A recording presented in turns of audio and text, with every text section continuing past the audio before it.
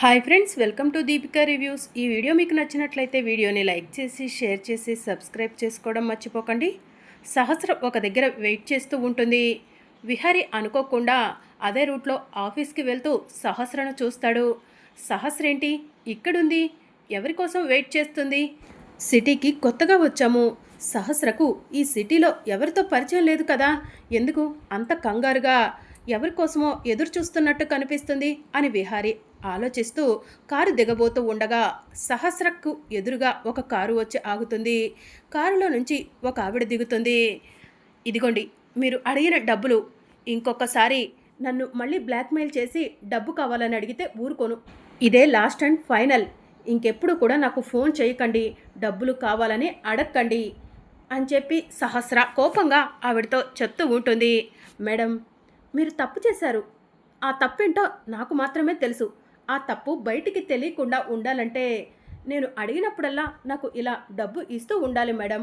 అప్పుడే మీ గురించి తెలిసిన నిజాన్ని నా గుండెల్లోనే దాచుకుంటాను మేడం అని ఆవిడ చెప్తూ ఉంటుంది. విహారి ఆ మాటలు విని షాక్ అవుతాడు.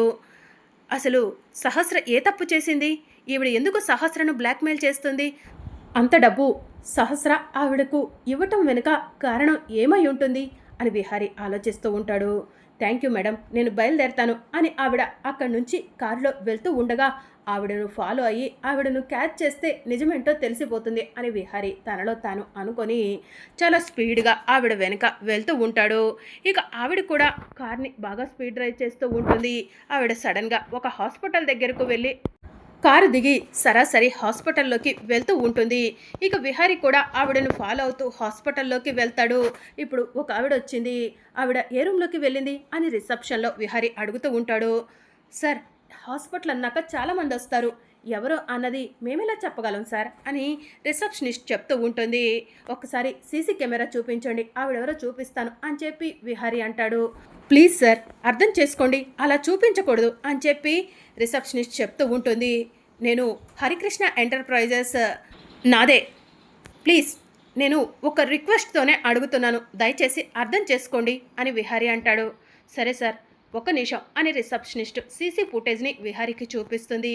సీసీ ఫుటేజ్ చూసిన విహారి డాక్టర్ని చూపించి ఈవిడే అని చెప్పి చెప్తూ ఉంటాడు. సార్, ఈవిడ ఈ హాస్పిటల్లో పనిచేసే గైనకాలజిస్ట్ సార్ అని చెప్పి చెప్తూ ఉంటుంది. ఆవిడ ఏ రూమ్లో ఉంటుంది, నేను అర్జెంటుగా కలవాలి అని విహారి అంటాడు. సార్, స్ట్రైట్గా వెళ్ళి లెఫ్ట్కి తిరిగితే ఫస్ట్ రూమ్ సార్ అని రిసెప్షనిస్ట్ చెప్పడంతో ఇక విహారి చాలా స్పీడ్గా డాక్టర్ ఉన్న రూమ్ దగ్గరకు వెళ్తాడు. డాక్టర్ విహారిని చూసి, ఎవరు సార్, పర్మిషన్ లేకుండా అలా లోపలికి ఎలా వస్తారు అని అడుగుతూ ఉంటుంది. మీరెవరు అని విహారి అంటాడు. సార్, ఏం మాట్లాడుతున్నారు మీరు? నా హాస్పిటల్కు వచ్చి నన్ను మీరెవరు అని అడుగుతారు అని చెప్పి డాక్టర్ అంటూ ఉంటుంది. నీదా హాస్పిటల్ అని విహారి అంటాడు. అవును సార్, ఈ హాస్పిటల్లో నేను గైనకాలజిస్ట్గా చేస్తున్నాను, మీకేం కావాలో చెప్పండి అని డాక్టర్ అడుగుతూ ఉంటుంది. సహస్ర దగ్గర నువ్వు డబ్బులు ఎందుకు తీసుకున్నావు అని విహారి అంటాడు. ఇక డాక్టర్ టెన్షన్ పడుతూ ఉంటుంది. మిమ్మల్ని డాక్టర్ అడుగుతుంది, మీరు సహస్ర దగ్గర ఎందుకు డబ్బు తీసుకున్నారు అని విహారి అడుగుతూ ఉంటాడు. సార్, అసలు మీరెవరు? నేను సహస్ర దగ్గర డబ్బులు తీసుకోవటం ఏంటి అని డాక్టర్ బుకాయిస్తూ ఉంటుంది. మర్యాదగా మీరు ఇక్కడి నుంచి వెళ్ళిపోండి, లేదంటే ఊరుకోను అని చెప్పి డాక్టర్ అంటూ ఉంటుంది. అవునా, అయితే ఇప్పుడే మీ పైన పోలీస్ కంప్లైంట్ ఇస్తాను అని విహారి సిఐ సంధ్యకు ఫోన్ చేస్తాడు. సిఐ సంధ్య ఫోన్ లిఫ్ట్ చేసి, చెప్పండి విహారి గారు అని అడుగుతూ ఉంటుంది. ఒక డాక్టర్ ఒకరి దగ్గర బ్లాక్మెయిల్ చేసి డబ్బు తీసుకుంటుంటే కేసు ఫైల్ చేయొచ్చా సంధ్య గారు అని విహారి అంటూ ఉంటాడు. డాక్టర్ తాను చేసిన సర్జరీకి ట్రీట్మెంట్కి మాత్రమే డబ్బులు తీసుకోవాలి విహారి గారు. ఒక మనిషిని బ్లాక్మెయిల్ చేసి డబ్బు తీసుకోవాలనుకోవటం చాలా పెద్ద తప్పు. తన పైన మీరు కేసు వేస్తే కనుక తను జీవితాంతం జైల్లో ఉండాల్సి వస్తుంది అని చెప్పి సిఐ సంధ్య చెప్తూ ఉంటుంది. అవును, మీరు ఎవరిపైన కేసు ఫైల్ చేయాలనుకుంటున్నారు అని చెప్పి సిఐ సంధ్య అడుగుతూ ఉంటుంది. వద్దు సార్, నిజం చెప్పేస్తాను, నా పేరు బయటికి రానివ్వకండి అని చెప్పి డాక్టర్ విహారికి చేతులు జోడించి అడుగుతూ ఉంటుంది. సంధ్య గారు, నేను మీకు మళ్ళీ ఫోన్ చేస్తాను అని విహారి ఫోన్ కట్ చేస్తాడు. చెప్పండి, మీరు సహస్ర దగ్గర ఎందుకు డబ్బు తీసుకున్నారు, సహస్రను మీరు ఎందుకు బ్లాక్మెయిల్ చేస్తున్నారు అని చెప్పి విహారి నిలదీస్తూ ఉంటాడు. సార్, హైదరాబాద్లో 5 సంవత్సరాల క్రితం సహస్ర మా హాస్పిటల్కి ట్రీట్మెంట్ కోసం వచ్చింది. సహస్రకు ట్రీట్మెంట్ చేసింది నేను కాదు, వేరే డాక్టర్. ఆ డాక్టర్ ఇప్పుడు లేరు, చనిపోయారు. ఆ డాక్టర్ చనిపోతూ నాకు ఒక నిజాన్ని చెప్పి చనిపోయారు అని డాక్టర్ చెప్తూ ఉంటుంది. ఏంటా నిజం అని విహారీ అడుగుతూ ఉంటాడు. ఏంటంటే సార్, ఇందాకలా నేను డబ్బు తీసుకున్న సహస్రకు పిల్లలు పుట్టరు, తనకు అసలు గర్భసంచే లేదు అని చెప్పి డాక్టర్ చెప్తూ ఉంటుంది. తనకి గర్భసంచి లేదా, మరి సిరి పుట్టింది కదా అని చెప్పి విహారీ అంటూ ఉంటాడు. సార్, అక్కడే ఉంది పెద్ద ట్విస్ట్. సిరి సహస్ర గారికి పుట్టిన కూతురు కాదు. సిరి అనే అమ్మాయి నా దగ్గర డెలివరీ కోసం వచ్చింది. తనకు 2 కవలలు పుట్టారు. మొదట బేబీ పుట్టగానే నేను కూడా డెలివరీ అయిపోయిందని వెళ్ళిపోయాను. ఈలోగా సిరి దగ్గర ఉన్న పాపను సహస్ర వాళ్ళ అమ్మ పద్మాక్షి గారు ఎత్తుకెళ్ళిపోయి సహస్ర బిడ్డగా సహస్ర పక్కన పడుకోబెట్టారు. మేమందరం పాప మిస్ అయిపోయింది అని సీసీ ఫుటేజ్లు చెక్ చేశాము. ఎక్కడా కూడా పాపని ఎవరైనా ఎత్తుకెళ్ళినట్టు తెలియలేదు. సీసీ ఫుటేజ్ కూడా ఆ రోజు పని చేయలేదు సార్.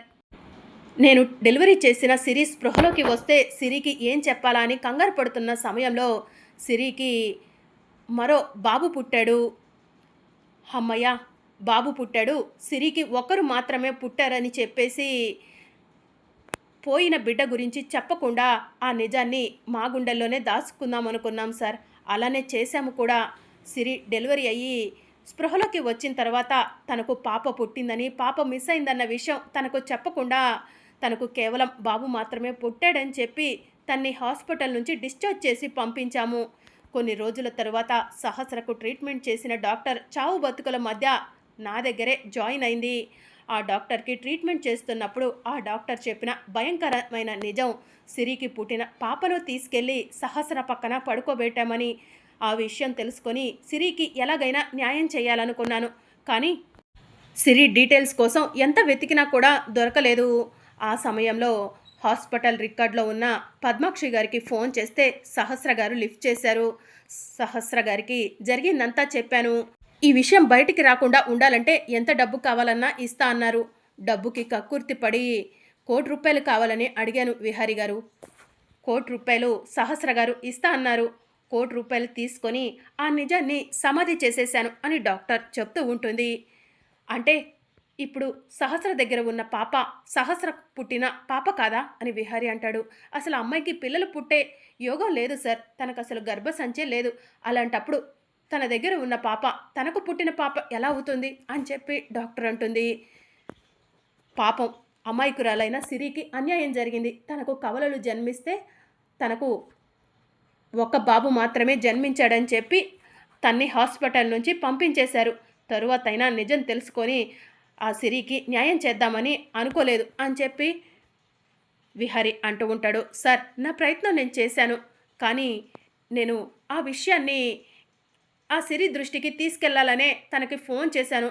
తన ఫోన్ నెంబర్ పనిచేయట్లేదని చెప్పింది. తప్పనిసరి పరిస్థితిలో డబ్బుకి కక్కుర్తి పడి సహస్ర గారు ఇచ్చిన డబ్బు తీసుకొని ఆ నిజాన్ని సమాధి చేయాలనుకున్నాను. కానీ నిజం అనేది దాగదు, ఏదో ఒక రోజు బయటపడుతుందన్నది నిజం సార్. మీరెవరో నాకు తెలీదు, నేనెవరో మీకు తెలీదు, కానీ ఈరోజు నిజం బయటపడింది సార్. నేను చేసిన తప్పుకు పశ్చాత్తాపడుతున్నాను. ప్లీజ్ సార్, ఈ విషయాన్ని ఇక్కడే వదిలేయండి, పోలీసుల వరకు తీసుకెళ్ళకండి.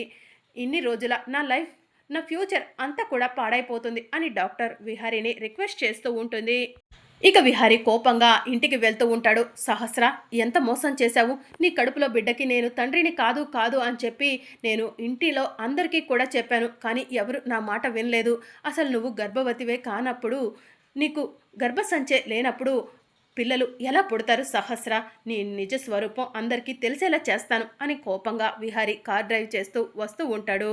ఇక మరోవైపు లక్ష్మి క్రిష్కి సిరికి దగ్గరుండి అన్నం తినిపిస్తూ ఉంటుంది. ఆంటీ, మీరు చాలా మంచి వల్ల ఉన్నారు, నాకు క్రిష్కి అన్నం తినిపిస్తున్నారు అని చెప్పి సిరి అంటూ ఉంటుంది. అన్నం తినిపించటానికి మంచివాళ్లే అయి ఉండాల్సిన అవసరం లేదమ్మా, మంచి మనసుంటే చాలు అని చెప్పి లక్ష్మి అంటుంది. అవునాంటీ, మీరు చాలా మంచివాళ్లే అని చెప్పి క్రిష్ అంటాడు. మీరు అన్నం తినిపిస్తుంటే నాకు మా అమ్మ అన్నం తినిపించినట్టే అనిపిస్తుంది అని క్రిష్ లక్ష్మితో చెప్తూ ఉంటాడు. నేనే మీ అమ్మను క్రిష్, నా మొహానికి ప్లాస్టిక్ సర్జరీ చేయటం వల్ల మీరెవరూ నన్ను గుర్తుపట్టలేకపోతున్నారు. నేను కూడా నువ్వు నీ తండ్రి దగ్గర సంతోషంగా ఉంటున్నావని చెప్పి ఆ నిజాన్ని బయట పెట్టట్లేదు అని చెప్పి లక్ష్మి తనలో తాను అనుకుంటూ ఉంటుంది. మరి అప్కమింగ్ ఎపిసోడ్లో ఏం జరగబోతుందో తెలుసుకోవాలనుకుంటున్నారా? అయితే ఛానల్ను సబ్స్క్రైబ్ చేసుకోండి.